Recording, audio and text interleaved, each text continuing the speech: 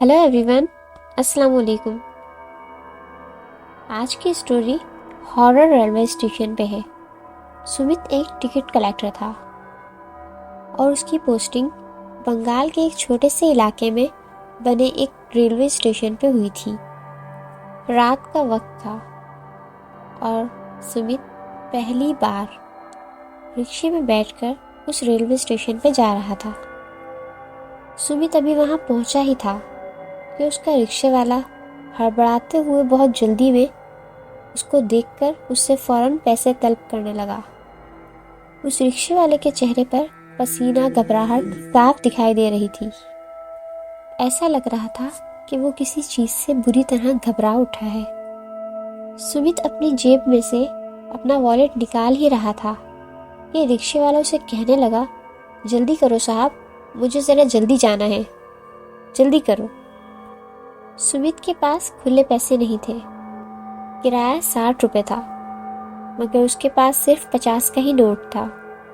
लेकिन इससे पहले कि सुमित रिक्शे वाले को कुछ कहता, वो रिक्शे वाला फौरन सुमित के हाथ से वो 50 का नोट लेकर तेजी से अपना रिक्शा लेकर वहां से चला गया।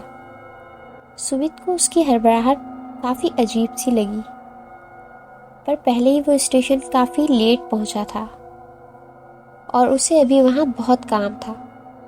इसलिए सुमित ने उस रिक्शे वाले को नजरअंदाज करते हुए फौरन रेलवे स्टेशन अंदर जाने की सोची। स्टेशन पर पहुंचकर उसे वहां पर एक सफाई करता हुआ स्वीपर नजर आया। सुमित जैसे ही उसके करीब जाता है, वो आदमी मुस्कुराकर सुमित को देखने लगता है और फिर फौरन ही अपना काम छोड़कर सुमित को पूरा स्टेशन दिखाने लगा। स्टेशन में एक टिकट काउंटर बना हुआ था और टीटी के लिए एक छोटा सा ऑफिस नुमा बना हुआ था।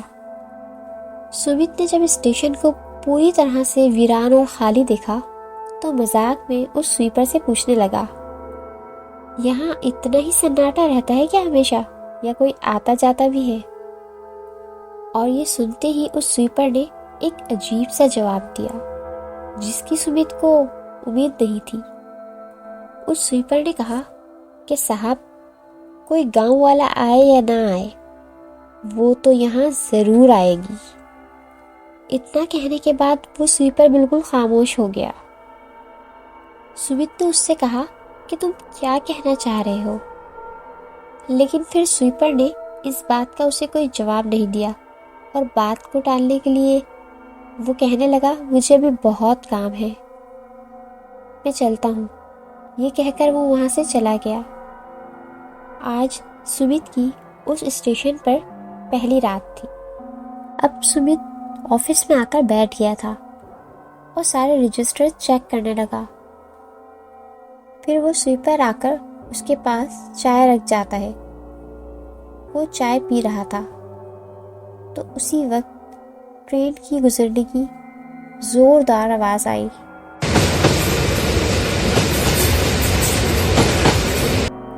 सुमित के आने के बाद वो पहली ट्रेन थी जो वहां से गुजर रही थी और चार्ट के हिसाब से उस ट्रेन को इस स्टेशन पर रुकना चाहिए था, पर वो ट्रेन तो बिना रुके स्टेशन से आगे जाने लगी।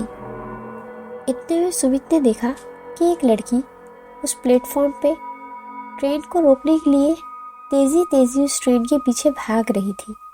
सुमित जैसे ही उठकर प्लेटफॉर्म तक पहुंचा, वो लड़की तो उसे कहीं भी दिखाई नहीं दी। उसे लगा कि शायद ये उसका वहम होगा और इसलिए फिर वो अपने ऑफिस में वापस आकर अपनी कुर्सी पे बैठ गया। तकरीबन आधा घंटा गुजरने के बाद एक और ट्रेन उस स्टेशन पर आई, पर वो भी बिना रुके उस स्टेशन से गुजर रही थी। इससे पहले कि सुमित कुछ सोच पाता, फौरन ही सुमित को वही लड़की प्लेटफॉर्म पर ट्रेन के पीछे पीछे भागती हुई दिखाई दी गई। सुमित ने वहीं बैठे बैठे उस लड़की को काफी आवाजें लगाई, पर वो लड़की तेजी से भागती हुई आगे निकल गई और फिर वो उठकर फौरन से प्लेटफॉर्म पर गया। लेकिन इस बार भी वो प्लेटफॉर्म पर जब पहुंचा तो वो लड़की वहां पर मौजूद नहीं थी। वो लड़की उसे कहीं दूर दूर तक भी दिखाई नहीं दी। जैसे समझो कि गायब हो गई हो। सुमित को काफ़ी अजीब लगा और उसने सोचा कि अब अगली ट्रेन का इंतज़ार वो प्लेटफॉर्म पर ही करेगा। उसे लगा कि ट्रेन का ड्राइवर उसे स्टेशन पे खड़े देख ज़रूर रोकेगा। करीबन आधा घंटे बाद एक और ट्रेन आती है। सुमित को स्टेशन पे खड़ा देख ट्रेन के ड्राइवर ने ट्रेन को धीमा तो करा, मगर अचानक से उस ड्राइवर के होश उड़ गए। उसके चेहरे का रंग ही उड़ गया और उसने फिर से ट्रेन की स्पीड बढ़ा दी और अपनी ट्रेन को उस स्टेशन से तेजी से निकालकर वहां से ले गया। अभी सुमित कुछ सोच ही पाता कि उसने देखा एक सफेद साड़ी पहनी हुई लड़की उसी प्लेटफॉर्म पर दोबारा आई और उस प्लेटफॉर्म पर भागती हुई वो उस ट्रेन से भी ज्यादा तेजी से आगे निकल गई। सुमित को ये सब कुछ देखकर अपनी आंखों पर यकीन ही नहीं आ रहा था, क्योंकि वो लड़की सुमित की आंखों के सामने उस ट्रेन की रफ्तार से भी तेज भाग रही थी। ये देखकर सुमित एकदम सहम सा गया और वो फौरन अपने ऑफिस में आ गया और अपने आप को उसने अंदर से बंद कर लिया, दरवाजा लॉक कर दिया। अभी जो उसने देखा था उसे देखने के बाद सुमित के होश उड़ चुके थे। फिर वो कुर्सी पर आकर बैठकर अपने आप को रिलैक्स ही कर रहा था, बड़ी बड़ी सांसें ले रहा था कि तभी उसकी निगाह प्लेटफॉर्म पर दिखने वाली खिड़की पर पड़ती है और फिर उसने जो देखा उससे तो उसकी रूह कांप उठी। उसी लड़की का आधा कटा हुआ धड़ उस प्लेटफॉर्म पर हाथों के बल रेंग रहा था। सुमित का चेहरा अब पीला पड़ रहा था और इस खौफ के मारे वो जोर से चीखा। सुमित तेजी से दौड़ता दौड़ता तकरीबन स्टेशन से आधा किलोमीटर दूर आ गया था और कुछ आगे जाके उसे एक दरख्त के नीचे बैठा एक आदमी मिला। वो आदमी सुमित की तेजी से आने वाली आहट से अचानक से उठ गया। सुमित हाँफती हुई सांसों से उस बूढ़े आदमी को अपने साथ हुए अभी इस वाकये के बारे में बताने लगा। उस दरख्त के नीचे बैठे हुए आदमी ने सुमित के उस यूनिफॉर्म को पहचान लिया था और वो हंसकर कहने लगा कि अगर तुम्हें अपनी जान की परवाह है तो फौरन अपनी पोस्टिंग चेंज करवा लो। उसने सुमित को बताया कि जिस रेलवे स्टेशन पे वो काम करता है वो भूतिया रेलवे स्टेशन है और वो स्टेशन पिछले करीब 10 सालों से बंद पड़ा था और जब से वो स्टेशन दोबारा खोला गया है तब से ही कुछ न कुछ उल्टा सीधा वहाँ होता रहता है। माना जाता है कि आज से तकरीबन 30 साल पहले इसी स्टेशन पर एक लड़की की ट्रेन से कुचलकर मौत हो गई थी और तब से सभी का मानना है कि वो स्टेशन वाली आत्मा उसी लड़की की रूह है जो वहीं भटकती रहती है।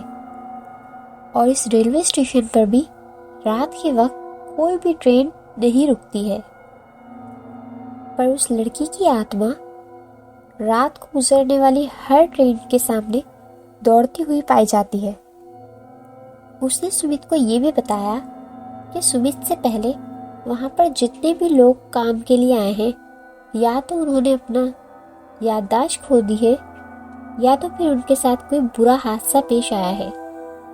यही वजह है कि इस स्टेशन पे कोई भी काम नहीं करना चाहता और ना ही कोई ट्रेन इस स्टेशन पे रात के टाइम पे रुकती है।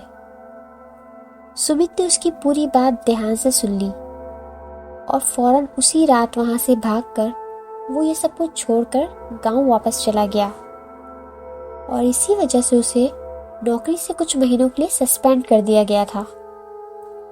पर शायद उसने उस स्टेशन की वाली जॉब छोड़कर अपनी जान बचा ली थी।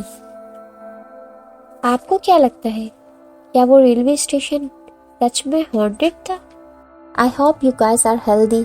I hope you guys are happy. Please subscribe to my channel. Stay blessed. Goodbye.